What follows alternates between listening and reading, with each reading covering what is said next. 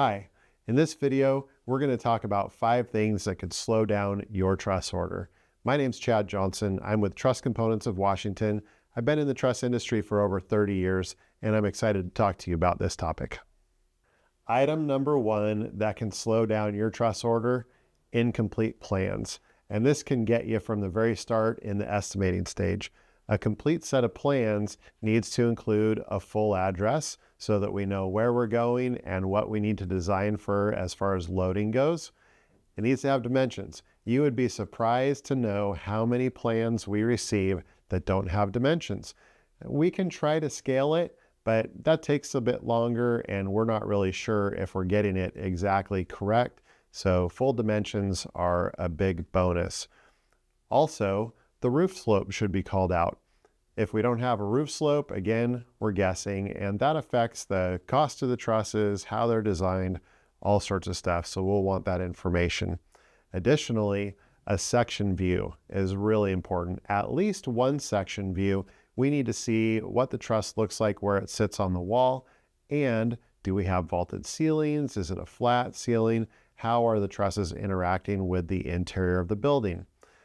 Finally, as I mentioned a couple moments ago, we need to have the loading information. What is our snow load? What is our wind load? Are there any drag loads that are going to be carried through the trusses? So all of those items are really important, and if we don't have them, they're going to slow down the process of getting you trusses.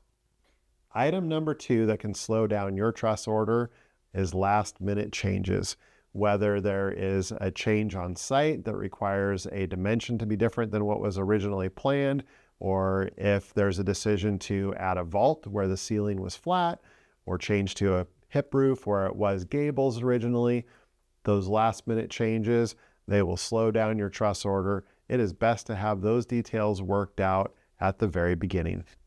The third thing that can slow down your truss order is lack of response to inquiries. At the beginning, it's a good idea to establish what your preferred communication method is, whether it's email or text or phone calls, and that way we know how to get a hold of you quickly and get a quick response. Throughout the process, there are likely to be questions that come up, and the quicker we can get those answered, the better we can keep the project moving along. Also, your project won't be released for production without written confirmation that the designs that we put together are correct. So that's when you'll want to be on the lookout for and make sure to respond to right away. Our fourth thing that can slow down a truss order is difficult site access. This one typically comes up towards the end, but it's great to communicate at the beginning. What is your driveway like? Do you have power lines? Are there steep inclines or sharp turns, trees that we'll need to navigate around?